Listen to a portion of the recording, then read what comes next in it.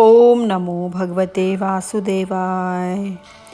जब जब राम अवध सुधि करहीं, भगवान जब जब उत्तर दिशा की तरफ देखते थे तब उनकी आंख में आंसू आते थे, क्योंकि यह भरत उनके लिए रो रहा है।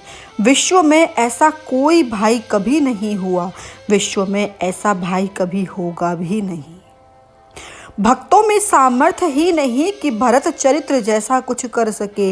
यह तो प्रेम शास्त्र है, प्रेम की पराकाष्ठा है। साधु मुक्त जीवों का लक्षण ब्रह्म अवलोके, जहाँ देखता हूँ प्रभु वहीं तू ही तू है। यह भाव जीवन में आ जाए और योग पट बन जाए तो सब स्थान पर वही दिखता है। पट लगाते हैं साधु महात्मा अपने शरीर पर। योग यानी समतुलना जीवन में आ गई तो तुम साधु हो। और श्री पादुका, श्रीयाम पादुका, महात्मा पादुका पहनते हैं, संसारी लोग जूता पहनते हैं। परेच्छा चरणम, इसका महात्माओं ने अलग अलग अर्थ किया है, पर हम तो अपना अर्थ करते हैं कि अपनी इच्छा नहीं प्रभु की इच्छा। जेहि विधि प्रभु प्रसन्न मन होए, मेरी कोई इच्छा नहीं। यदि तुम परमात्मा की इच्छा के मुताबिक चल रहे हो तो तुम भी साधु हो। श्रेष्ठ मनुष्य का लक्षण यही है कि किसी प्रकार के वाद विवाद में प्रवेश ना करे। वाद विवाद तो मूर्ख लोग करते हैं, आग्रही करते हैं, जिनमें अहंकार है, अभिमान है। वही वाद विवाद करेंगे कि नहीं मेरी बात सत्य है, मेरी बात मानो। सत्य को किसी आधार की आवश्यकता नहीं है, सत्य अपने आप ही खड़ा है। सत्य सत्य दो ही शब्द हैं बस। आज लोग सौगंध खाते हैं कि मैं सच बोल रहा हूँ, और ना बोलो तो फलाने की सौगंध। सत्य की किसी भी प्रकार की सौगंध खाने की आवश्यकता नहीं है, और यदि जरूरत है तो वह सत्य ही नहीं, झूठ बोल रहा है। जो लोग बहुत सौगंध खाते हैं ना, उनकी कोई कीमत नहीं होती। दो मित्र लड़ रहे थे आपस में आंगन में। दादा बैठे थे चारपाई पर, तो लड़के ने कहा मैं सच कह रहा हूँ, तो दूसरे ने कहा कि नहीं, यह तो बात हो ही नहीं सकती। बोला मेरे बेटे की सौगंध, यदि मैं झूठ बोल रहा हूँ तो वहाँ दादा बैठे थे, उन्होंने कहा ए मूर्ख, बेटे की सौगंध क्यों खा रहा है? गांव में कोई ब्राह्मण नहीं है क्या? विप्र का यही उपयोग हो गया है आजकल। क्या जरूरत है सौगंध की? यदि आप सत्य की राह पर चल रहे हैं तो सत्य बाहर आएगा ही। शिष्ट पुरुष का लक्षण किसी जगह पर वाद विवाद में नहीं पड़ना है। यदि यह भाव जीवन में आ गया तो भले ही तुम तुम्हारे घर में हो, लेकिन तुम साधु हो। और यदि साधु ने कपड़ा पहन लिया तो ये लक्षण नहीं, तो फिर बात ही अलग हो गई। बिना वैराग्य ज्ञान शोभायमान नहीं होता। वैराग्य की गद्दी पर ज्ञान विराजमान होता है, दीनता की गद्दी पर भक्ति विराजमान होती है, हीनता पर नहीं। दीनता हीनता नहीं है। योग के आसन पर सिद्धियां विराजमान होती हैं, वैराग्य की गद्दी पर ज्ञान विराजमान होता है, और दीनता सब जीव मात्र पर। दीनता जिसके जीवन में आए तो उसकी गद्दी पर भक्ति मैया विराजमान होती है। तो कपिल जी ने कहा माँ, यही मेरे भक्तों के लक्षण है। मेरे चरित्र का, मेरी कथा का आश्रय ले लो। मेरे भक्त यही करते हैं। सब उपाय मैं आपको बता रहा हूँ। जिन लोगों ने कथामृत और नामामृत, इन दो अमृतों का पालन कर लिया, वह जीवन मुक्त हो गया।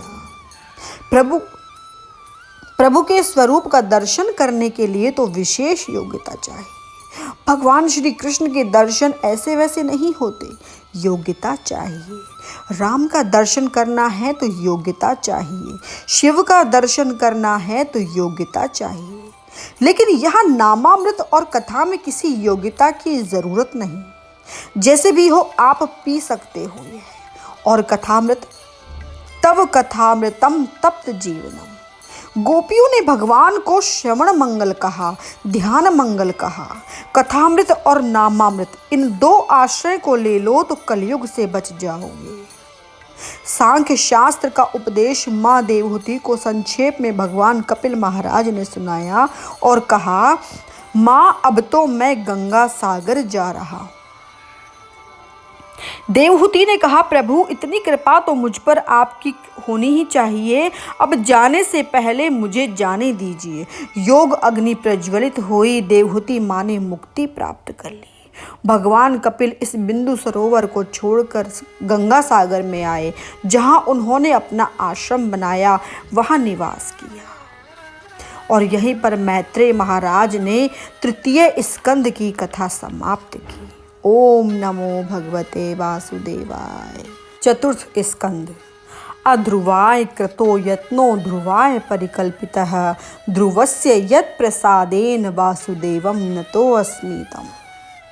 श्रीमद् भागवत के चतुर्थ स्कंद में 4 मुख्य प्रकरण हैं: धर्म, अर्थ, काम और मोक्ष। धर्म में मुख्य प्रसंग में मुख्य बात कर्म बताई गई है। मनोस्तु शतरूपायाम तिस्र कन्याश्च जज्ञिरे, आकुर्ति देवहूतिश्च प्रसूतिरीति विश्रुता। अर्थात कर्म में मुख्य है यज्ञ। यज्ञ सत्व तत्व होता है, इसीलिए 7 अध्याय धर्म के लिए है। इसके बाद आए प्रकरणों का अर्थ कर्मेंद्रियों के माध्यम से ग्रहण किया जाता है, उनकी प्राप्ति हो सकती है। कर्म करो, तुम्हें फल अवश्य मिलेगा। इसीलिए 5 अध्याय अर्थ प्रकरण के हैं। उसके बाद आता है काम। 5 कर्मेंद्रियां, 5 ज्ञानेंद्रियां, 11वें मन से कामना होती है और कामना का अनुभव होता है, इसीलिए 11 अध्याय काम प्रकरण में है। और मोक्ष, अभी हमने बात की कि अष्टधा प्रकृति में जीव बंधा हुआ है, तो अष्टधा प्रकृति से मुक्ति प्राप्त करनी है। अष्टधा माने 8 अध्याय मोक्ष प्रकरण के लिए है। 7, 5, 11 और 8 तो कुल हुआ 31 अध्याय। यह है चतुर्थ स्कंद। यहाँ भी मैत्रेय और विदुर चाचा का संवाद चल रहा है। तृतीय स्कंद में सर्ग लीला थी, यहाँ विसर्ग लीला है। विसर्ग मानो विशिष्ट सृजन, और सृजन किया ब्रह्मा जी ने, तो यह सृजन की कथा है। मनु की कन्याओं का वंश, मनु महाराज का वंश आगे बढ़ रहा है। ठाकुर जी के स्वरूप का दर्शन करें तो यह बाहिना हाथ है, जिस हाथ से परमात्मा ने यह गोविंद पर्वत, यह गोवर्धन पर्वत धारण किया है, तो उसी हाथ का दर्शन यह चतुर्थ स्कंद करवा रहा है। विसर्ग लीला विशिष्ट सृजन। मैत्रेय जी ने ओम नमो भगवते वासुदेवाय कहकर नारद को उत्तर दिया। मैत्रेय महाराज विदुर चाचा की सवाल का जवाब दे रहे हैं। संबोधन किया, ये मनु महाराज के वंश की कथा सुना रहे हैं। पत्नी शतरूपा, 100 रूपी बुद्धि, 3 पुत्रियां आकुति, देवहूति और प्रसूति। प्रियव्रत और उत्तानपाद 2 पुत्र। तो देवहूति की कथा तो तृतीय स्कंद में आ गई। दूसरी जो कन्या है, जिसका नाम है आकुति, उनका लग्न रुचि ऋषि के साथ किया गया और प्रसूति का धर्म से। पुत्री का धर्म मनुस्मृति में यह बताया गया है कि कई बार पुत्र ना हो और केवल कन्या ही जन्मी हो परिवार में, जब अपनी कन्या की शादी करवाते हैं तब लग्न मंडप में दामाद के साथ ससुर ऐसी बात कहे कि देखो भाई, यदि आपके गृहस्थाश्रम में पुत्री का जन्म हुआ तो आप रखियो, और यदि पुत्र हुआ तो मैं ले जाऊंगा और मेरा वंश इसी से आगे बढ़ेगा। यह पुत्री का धर्म है। कई बार केवल कन्याएं होती हैं, तो यहाँ वंश को आगे बढ़ाने के लिए मनु महाराज ने सम्मति दी है। एक प्रकार का यह लग्न है, यदि कर सकते हैं तो करना चाहिए। वैसे तो 7 लग्न मनु महाराज ने बताए हैं, इनमें से तो जो चले गए न हम देखते हैं, न करते हैं, न सुनते हैं। यदि कभी देखा या सुना और मन में कोई विचार आए तो 3 बार मन में राधे राधे बोलना चाहिए। तीसरी है आकुति। आकुति का अर्थ है कर्मेंद्रियों की क्रिया शक्ति। ये जो हाथ है, पैर है, ये सब जो कार्य कर रहे हैं, यह सारी कर्मेंद्रियों की क्रिया शक्ति है। इच्छा है हमारी कि हमें यह कार्य करना है, लेकिन वह कर्म कैसा होना चाहिए, कर्म किसके साथ क्या होना चाहिए, विवाह कैसे होना चाहिए। बोले रुचि ऋषि के साथ, रुचि यानी इच्छा। बोले किस प्रकार की इच्छा, ऋषि जैसी। इच्छा तो सब में होती है कि हम यह करें वह करें, लेकिन मन में विचार अच्छा होना चाहिए। शुद्ध विचार दो प्रकार से आता है, एक तो आहार की शुद्धि और दूसरे सत्संगति से। बिना सत्संगति सद्विचार नहीं आता, और यदि बिना सत्संगति विचार आ गया तो यह नहीं समझना कि यह तुम्हारी कृति है। किसी नरसिंह मेहता ने, तुकाराम ने, किसी मीराबाई ने, परमहंस जी महाराज ने आपका स्पर्श कर लिया, तभी तुम्हारे मन में ऐसा विचार आया, नहीं तो कोई ताकत नहीं कि तुम्हारे मन में कोई सद्विचार आए।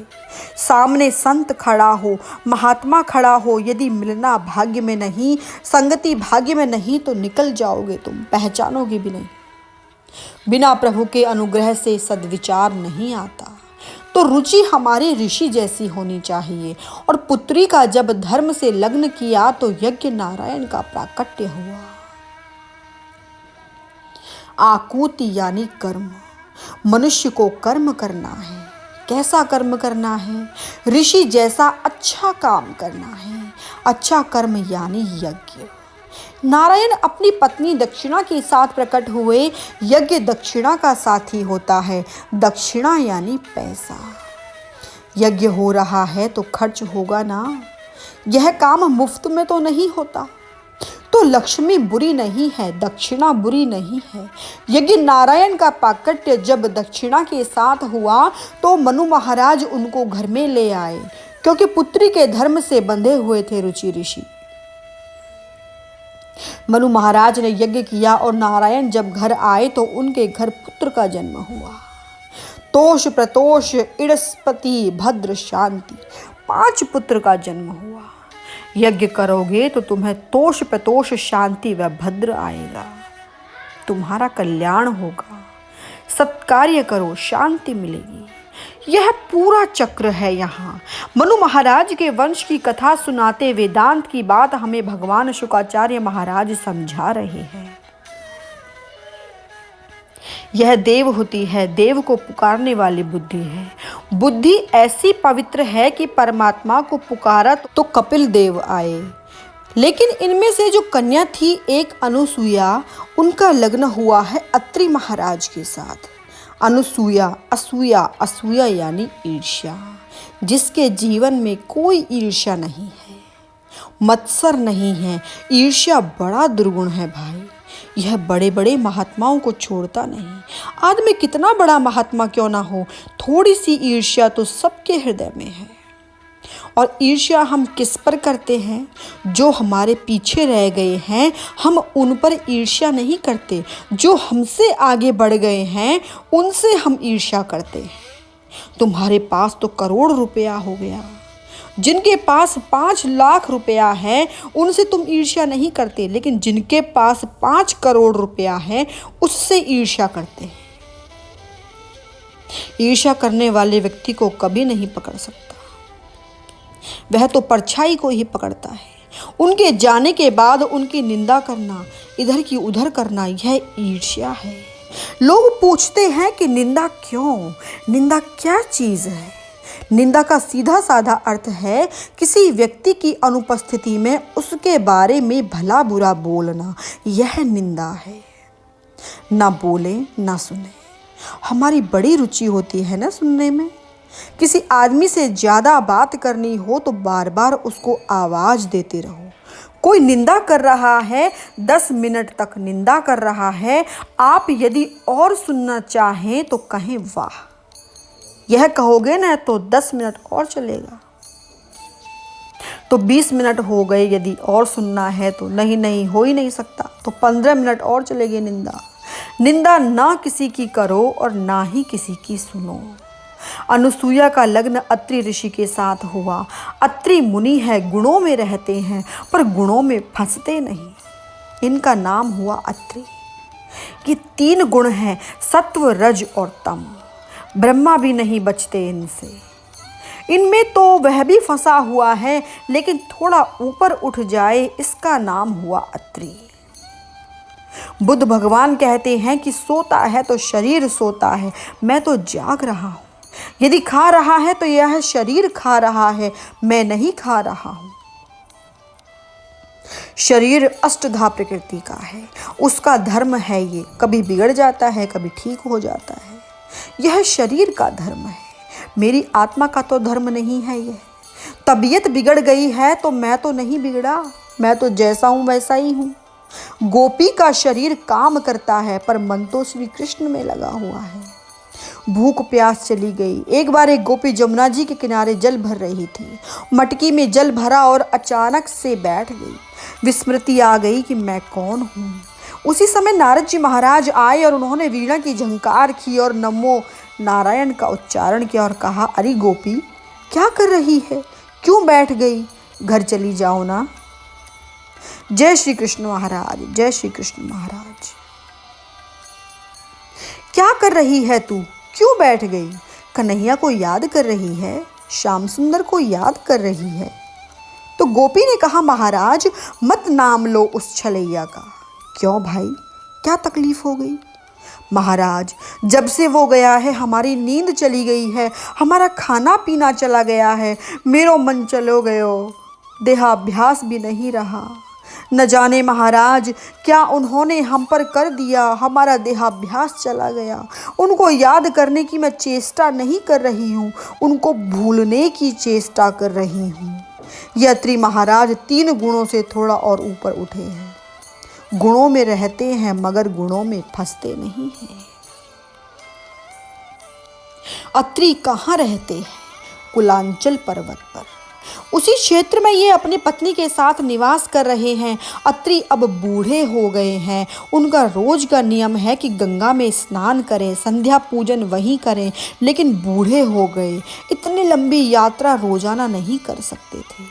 तो अनुसुईया ने अपने पतिव्रत से नई गंगा का प्राकट्य किया, जिनको हम मंदाकिनी कहते हैं। चित्रकूट में मंदाकिनी है और वहाँ ऊपर एक स्थान पर माँ अनुसुईया का आश्रम है, जो मंदाकिनी में रोजाना स्नान करता है और कामदगिरी का सीताराम सीताराम कहकर परिक्रमा करता है। उसे मुक्ति मिलती है, साधकों के लिए सिद्धिदाता है। कामदगिरी तुरंत फल मिलता है। वहाँ नमामि भक्त वत्सलम। अत्रि प्रभु के पास नहीं गए, प्रभु अत्रि के पास आए। पातिव्रत का पालन कर रही हैं माँ।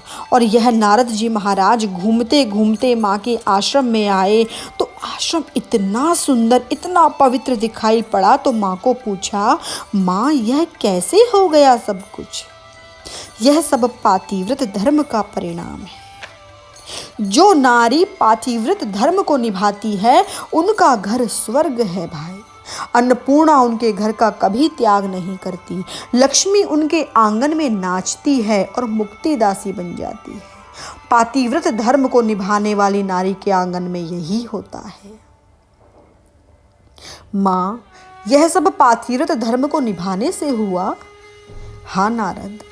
नारद जी नारायण नारायण कहते आए बैकुंठ में और दरवाजा खटखटाया। दरवाजा खोला लक्ष्मी मैया ने। नारद आओ आओ, कहाँ थे इतने दिन? माँ, बात तो बस यही है कि सूचनाओं में आजकल बस एक ही नारी की चर्चा है। अत्रि की पत्नी अनुसुईया को लोग कहते हैं कि वह तो पार्वती से भी आगे बड़ी सती हो गई, आपसे भी बड़ी, मेरे से भी आगे। हाँ माँ, मैं तो बस यहाँ से गुजर रहा था तो सोचा कि आपको यह समाचार दे दूँ। नारायण नारायण, आगे बढ़ गए पर चैन नहीं, क्योंकि चुगली करने की उनके मन में बीमारी है। आए ब्रह्मलोक में, दरवाजा खटखटाया। ब्रह्मा जी ने दरवाजा खोला। जय श्री कृष्ण माँ। अरे नारद, कहाँ थे तुम? मैं तो बस इधर उधर थोड़ा घूम रहा था, आपके दर्शन करने की थोड़ी भावना हुई, पर क्या करूं माँ, आजकल तो सारे लोग अनुसुईया की ही प्रशंसा कर रहे हैं। तुमसे भी आगे बढ़ गई, पीछे रह गई तुम तो माँ। पातिव्रत धर्म निभाने में। बस मैं थोड़ा निकला था, सोचा आपका दर्शन कर लूं। नारायण नारायण। वहां से तो निकल पड़े, वहां भी होली। अब लक्ष्मी जी ने पार्वती जी को टेलीफोन किया और पार्वती जी ने ब्रह्माणी जी को फैक्स कर दिया और ब्रह्माणी जी ने लक्ष्मी जी को टेलेक्स कर दिया। जल्दी एकत्रित हो जाओ, भारी गड़बड़ हो गई मृत्युलोक में और अर्जेंट मीटिंग हो गई। मृत्युलोक में एक नारी हमसे भी आगे बढ़ गई, अब हम क्या करें? हम तो देवी हैं, हमसे भी आगे बढ़ गई। तो एक देवी ने कहा, एक काम करो, इसका पातिव्रत धर्म तोड़ो। यह ईर्ष्या है ना, देवताओं को भी तो नहीं छोड़ती, यह उन पर भी आती है। बोली, पतिदेव को भेजें और उनका पातिव्रत धर्म तोड़े, नहीं तो हम पीछे रह जाएंगी और वह आगे निकल जाएंगी। अब पार्वती जी शिव जी के पास आईं। ब्रह्माणी जी ब्रह्मा जी के पास आई और कहा कि अनुसूया का पातिव्रत धर्म तोड़ो, जाओ। और ये तीनों देव तैयार हो गए। देखो भाई, पत्नी का कहना मानना चाहिए। हम लोग भी करते हैं तो इन लोगों को भी करना चाहिए, कोई बुरी बात नहीं है। तीनों ने साधु का वेश धारण किया। सुबह का समय था, अत्रि महाराज स्नान करने के लिए गए। घर के पास ही मंदाकिनी पर गए हुए थे। उसी समय तीनों देव साधु के वेश में माँ के आंगन में आए और कहा, माँ भिक्षाम देहि। माँ ने सोचा कि साधु महाराज आए होंगे तो कुछ फल फूल उनको दे दे। पात्र में फल फूल लेकर जब माँ आई तो इन तीनों ने कहा, नहीं माँ, हम ऐसे भिक्षा नहीं लेते, हम ऐसे साधु नहीं हैं। यदि तुम निर्वस्त्र हो जाओ तो हम लेंगे, जब तक तुम कपड़े पहने हो तब तक हम नहीं लेंगे। इनका पातिव्रत टूट जाए, यही भावना थी इन लोगों की। अनुसूया को ध्यान आया कि इस तरह भिक्षा मांगने वाले ये कोई साधारण नहीं है, ये साधु के तो लक्षण नहीं है, ये कौन आए हैं। माँ ने अपनी आंखें बंद की, अपने पतिदेव को याद किया कि प्रभु मेरी सहायता करो। उसी समय आंख के पर्दे पर तीनों देव ब्रह्मा विष्णु महेश के दर्शन हो गए। ओहो, ये तो प्रभु मेरी परीक्षा करने आए हैं। आंखें खोली तुरंत और बोली, क्या क्या क्या कहा महाराज? तो तीनों बोले, निर्वस्त्र होकर हमें भिक्षा दो, हम ऐसी वैसी भिक्षा नहीं लेते। अच्छा, इसी तरह से रहना, ठहरो, मैं अभी आई। माँ अंदर गई कमरे में, जाकर अपने पतिदेव का कमंडल लिया। कमंडल में जल था, जल हाथ में लिया, अपने पतिदेव अत्रि को याद किया और जल तीनों पर फेंका तो तीनों को बालक बना दिया। छोटे छोटे बालक बच्चे बन गए और माँ ने उठा लिया उन तीनों को और तीनों को पैपान करवाने लगी और कहा, महाराज आप निर्वस्त्र होना चाहते थे, आप निर्वस्त्र करना चाहते थे ना मुझे। मैं बालक के सामने माँ बन जाऊं, तुम मेरे बेटे बन जाओ तो वहाँ कोई पाप नहीं होगा। तुम तो पैपान करने वाले हो गए। वह तीनों को दुग्धपान करवाने लगी और उसी समय अत्रि महाराज आए। देवी, ये 3 बालक? बोली, हाँ महाराज, ठाकुर ने बड़ी कृपा की है, 3 बालक आए।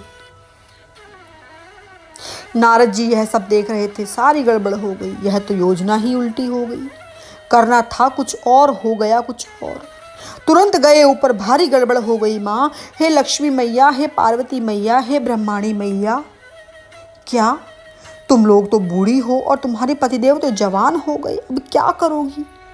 पातिव्रत धर्म से तुम्हारे पतिदेव को उन्होंने बालक बना दिया। नारायण नारायण नारायण। बोली, अब क्या करें? जाओ और भीख मांगो अपने पतिदेव की, नहीं तो ये बालक ही बालक रहेंगे और तुम्हारी यह हालत। तीनों को बात समझ में आई कि हमें तो माफ़ी मांगनी चाहिए कि हम तो उनका पातिव्रत तोड़ने गई और हमारी यह हालत हुई। तीनों तुरंत नीचे आई और उन्होंने देखा कि उनके पतिदेव तो दुग्धपान कर रहे हैं, माँ उनको दूध पिला रही हैं और अत्रि महाराज दर्शन कर रहे हैं। वह तीनों देवियाँ आई और अनुसूया से हाथ जोड़कर कहा, अरे मैया, हमने तो परीक्षा लेने के लिए यह सब किया था, आपने हमारे पतिदेव को बालक बना दिया, वापस दे दीजिए, हमारी यह हालत है, हमें क्षमा कर दीजिए। अनुसूया मुस्कुराने लगी। अत्रि महाराज ने पूछा, अरे देवी, क्यों हंस रही हो? तो अनुसुईया बोली, हंसने की तो बात ही है, एक ही दिन में पुत्र आए और साथ ही पुत्रवधू भी आ गई। मुझे तो लॉटरी लग गई, आज सारा काम हो गया एक ही साथ। माँ ने वापस लौटा दिया। ब्रह्मा विष्णु महेश अपने अपने स्वरूप में आए, पर अत्रि ने एक प्रश्न किया, महाराज हम तो एक देव की आराधना करते थे, आप तीन तीन कहाँ से आ गए? तुम बालक बने हुए थे अनुसुईया की गोद में, अब ऐसे ही चले जाओगे, यह ठीक नहीं है महाराज। हमें कोई प्रसाद ही दे दो। अनुसुईया की गोद में यदि बालक आया है तो अब उसकी गोद खाली ना करो महाराज, बालक दो हमें। ये तीन कैसे आए, इसका जवाब देवों ने दिया।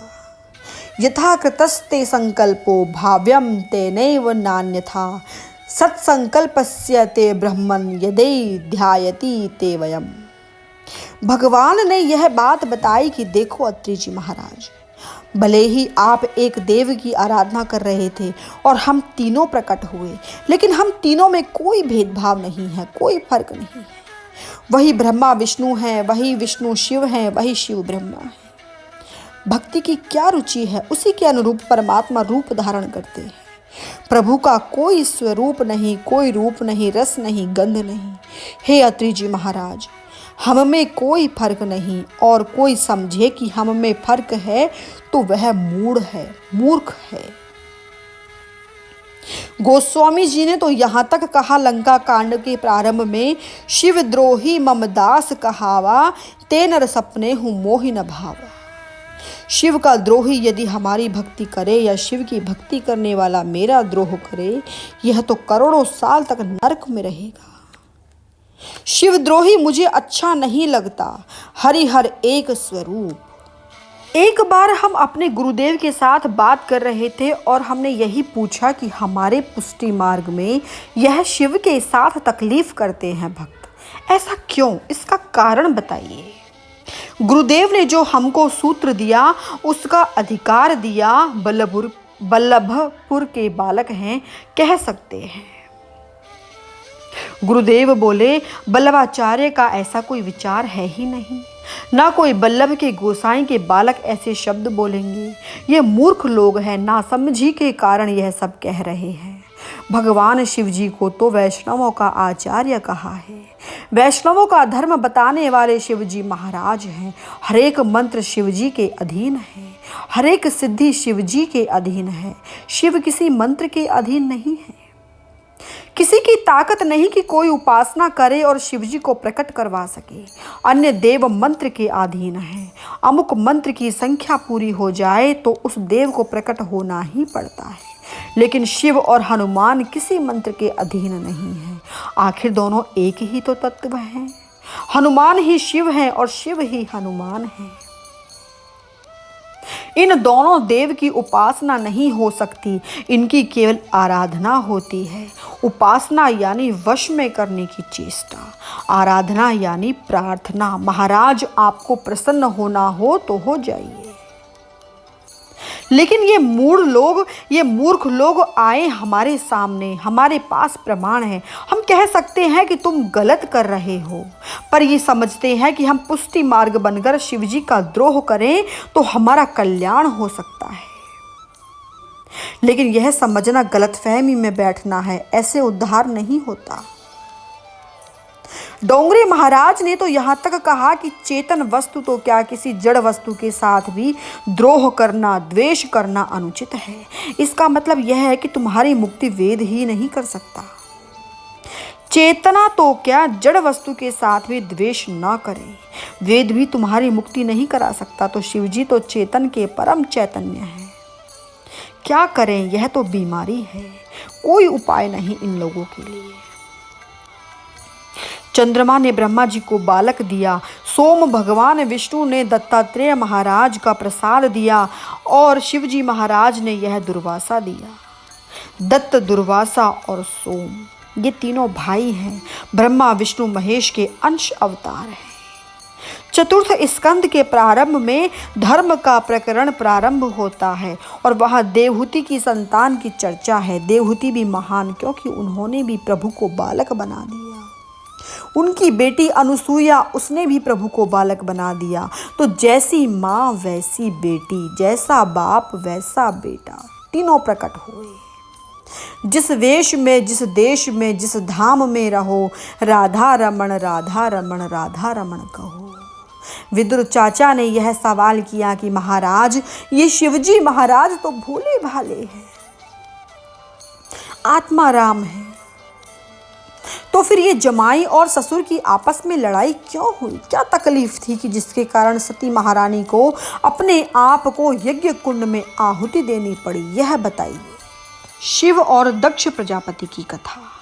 प्रजापति ने देखा कि ये तो मेरा जमाई है, दामाद, और मेरा सम्मान करने के लिए भी खड़ा नहीं होता, अहंकारी है, अभिमानी है, हम इससे बदला लेंगे। क्या समझते हैं अपने आप को? गद्दी मिलने के बाद बदलने की चेष्टा नहीं की, बदला लेने की चेष्टा की। जैसे जैसे आदमी को बढ़ाई मिलती है, रास्ते में कोई आ जाता है तो उसका खंडन मंडन कैसे करें, उसको गिराने की ही चेष्टा करता है जीव। अब कितने लोग सम्मान करने के लिए खड़े हुए, इससे संतोष नहीं। एक आदमी बैठा रहा, इससे असंतोष हुआ। हमारे पास कितना पैसा है, इससे संतोष नहीं। हमारे पास कितना पैसा नहीं है, इसका चिंतन करके आदमी दुखी होता है। बदला लेंगे हम, मनोवृत्ति देखिए। देव बनने के बाद भी यह गया नहीं, शापाशापी हुई है, ऐसा श्रीमद् भागवत में लिखा है। यह शिव तो अभिमानी है, मेरा सम्मान नहीं करता। दक्ष ने खूब गालियां दी, शिवजी तो कुछ बोले नहीं, पर नंदी नहीं सह सका। उन्होंने सामने शाप दे दिया कि तेरे मस्तक में छेद हो जाएगा। विज्ञाय शापम गिरिशानुगाग्रणी नरदीश्वरो रोष कषाय दूषितः। भगवान शंकर तो कुछ नहीं बोले, लेकिन नंदी ने श्राप दे दिया। नंदी ने दक्ष को ही श्राप नहीं दिया, बल्कि उन सभी ब्राह्मणों को भी श्राप दिया जिन्होंने दक्ष का अनुमोदन किया था। क्योंकि जो व्यक्ति इस नश्वर शरीर को लेकर भी अभिमान करता है और सबसे जल्दी प्रसन्न होने वाले आशुतोष भगवान शिव का विरोध करता है, उसकी बुद्धि भ्रष्ट हो जाती है, उसके ज्ञान का नाश हो जाता है। नंदी ने कहा कि वेद वाक्यों से मुग्ध होकर गृहस्थ आश्रम में ही लोग लगे रहते हैं। यह दक्ष ऐसा ही है, इसने आत्म रूप को भुला दिया है, इसीलिए इसका मुंह बकरे जैसा हो गया और ये सभी ब्राह्मण संसार चक्र में भटकते रहे। क्या खाना चाहिए और क्या नहीं खाना चाहिए का विचार छोड़कर इंद्रिय सुख को ही सुख मानते रहे। नंदी ने गुस्से में आकर श्राप दे दिया। इसके बाद नंदी के श्राप के जवाब में भृगु जी ने श्राप दिया और शिव भक्तों को पाखंडी आचरण करने वाला बताया। भगवान शिव यह सब कुछ सुनकर खिन्न मन हो गए और अपने साथियों तथा भक्तों सहित वहां से चले आए। सभा समाप्त हुई, सब अपने अपने स्थान पर गए, पर दक्ष प्रजापति का बैर नाश नहीं हुआ। बैर और वासना दोनों मृत्यु को बिगाड़ती है। अंतिम समय तो त्याग करना चाहिए। अंतिम समय में राक्षसों ने भी यही बैर, दुश्मनी आदि का त्याग कर दिया, मनुष्य नहीं करता। कनखल में शिवजी महाराज का अपमान करने के लिए उन्होंने यज्ञ का आरंभ किया। तमाम देवी देवताओं को निमंत्रित किया। शिवजी को पत्रिका नहीं दी, ब्रह्मा जी को नहीं दी। सभी देवी देवताओं ने तैयारी करके नवपंथ से कनखल की ओर जाने की तैयारी की। पार जा रहे थे कैलाश की ओर, ऐसा मत है। वहां तो शिवजी महाराज सती महारानी को कथा सुना रहे थे तो ऊपर से ही निकले। सती महारानी ने पूछा कि ये सब देव हैं, आप महादेव हैं, जरा बताइए ये सब लोग कहाँ जा रहे हैं। देवी, आप अपनी कथा में मन लगाइए, वे कहाँ जा रही हैं यह सब पूछने से क्या फायदा, आप बैठी रहें यहाँ। सती महारानी ने कहा कि महाराज बताइए। शिवजी ने कहा, देवी, आपके पिता का मेरे साथ बैर है, इसीलिए मेरा अपमान करने के लिए उन्होंने यज्ञ किया है, तो वहां जाने में कोई फायदा नहीं। स्वाभाविक है कि कोई भी बेटी यदि पिता के घर कुछ हो रहा है तो वह सरलता से, स्वभाव से कि वहां कुछ हो रहा है, जाना अवश्य चाहेगी। देवी ने कहा, महाराज मुझे भी जाने दीजिए। महादेव बोले, नहीं देवी, कोई फायदा नहीं, यही बैठी रहे कथा में। भागवत में ऐसा लिखा है कि यदि आप लोग सत्संग कर रहे हो, भजन कीर्तन कर रहे हो, तो ये देवी देवता विक्षेप करेंगे। ये भी नहीं चाहेंगे कि तुम्हारा और ठाकुर का एक रूप बन जाए। और इंद्र तो हमेशा वर्षा ऐसा ही करता है। महाराज, मुझे जाने दीजिए। शिवजी जानते थे कि सती के मन में पिता और अपने अन्य बांधवों को देखने की इच्छा बलवती हो रही है। इसीलिए उन्होंने कहा कि मैं जानता हूँ तुम प्रजापति की सबसे प्रिय पुत्री हो, लेकिन जब एक व्यक्ति के साथ किसी का वैर होता है तो वह वैर उसके साथ वाले के साथ भी हो जाता है। दक्ष का मुझसे बैर है, इसीलिए तुम्हें अपने पिता के घर मान नहीं मिलेगा। जिस व्यक्ति का मन अहंकार से रहित महापुरुषों की बढ़ाई को देखकर ईर्ष्या से भर जाता है, वे अपनी इंद्रियों पर काबू नहीं कर पाते। ऐसा पुरुष दैत्यों की तरह से ही महापुरुषों से द्वेष मानता रहता है और कुढ़ता रहता है। तो भाई, शिवजी ने सही सही बात सती देवी के सामने रख दी। शिवजी महाराज ने खूब समझाया, पर जानते थे नारी है, नारी हठ है, नहीं समझेगी। श्रृंगी भृंगी को कहा, जाओ सती महारानी को ले जाओ। शिवजी तो न गए। नंदी की सवारी पर दाएं बाएं 2 गण लेकर सती महारानी अपने पिता के घर आई तो पिताजी ने दृष्टि भी नहीं डाली। सहेलियों ने कटाक्ष किया। एक माँ मिली, उन्होंने कहा, आओ बेटा, मेरी गोद में बैठो, मैं तेरी माँ हूं ना। भले ही तेरा पिता रूठ गया, मैं तो नहीं रूठी। सारा जगत रूठ जाए, पर माँ कभी रूठती नहीं है। माँ की गोद हमारी गोद है। जब हम बालक थे तो गंदी भी कर देते थे, पर माँ स्नान करवाती, सुंदर नए वस्त्र पहनाती और प्रेम करती। माँ के प्रेम का रूप परमात्मा के प्रेम का स्वरूप है। हमारे प्रेम का कोई स्वरूप नहीं, लेकिन परमात्मा के प्रेम का एक स्वरूप है जिसको हम भी माँ कहते हैं। राम कृष्ण हरि मुकुंद मुरारी, पांडुरंग हरि। सती महारानी अपने घर आई। माँ ने प्रेम किया, प्रेम मूर्ति है माँ। बेटा, मन में न्यूनता मत ला। तेरे पिता की जो बुद्धि हुई है सो हुई, मैं तो तुझे प्रेम करती हूँ ना। सती महारानी को शब्द याद आए भगवान शिव जी के कि न जाने जहाँ जाने से किसी को उद्वेग हो, दुख हो, तो वहाँ नहीं जाना चाहिए। शिव जी के शब्द याद आए तो यज्ञ कुंड के समीप आई। ऋषि अपनी जगह पर बैठे हैं, देवता अपनी जगह पर, अहंकार की गद्दी पर दक्ष प्रजापति बैठे हैं। भृगु महाराज यज्ञ की आहुति दे रहे हैं, स्वाहा स्वाहा। सती ने चारों ओर देखा। भले ही शिवजी को नहीं बुलाया, पर उनकी स्थापना तो होनी चाहिए।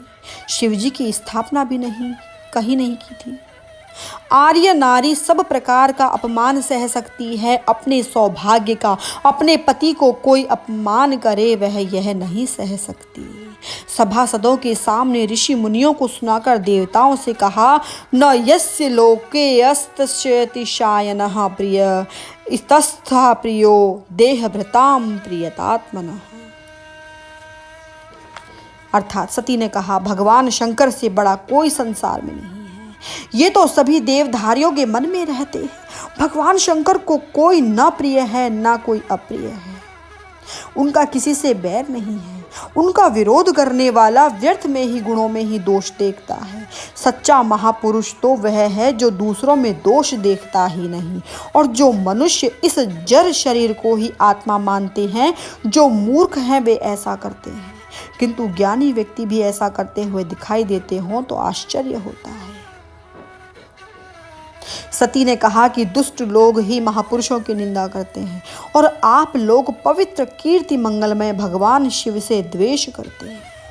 हे देवताओं, हे ऋषियों, मेरे पिता तो मंदमती हो गए हैं और अपमान करने के लिए उन्होंने यह यज्ञ किया है। तुम लोग यहाँ क्यों आए हैं? भगवान शिव जी की निंदा जिन लोगों ने की है और जिन्होंने सुनी है, उनको यथार्थ फल मिलेगा। यह काया मुझे पसंद नहीं है जो भगवान शिव की निंदा करे। उन्हीं से यह उत्पन्न हुई है।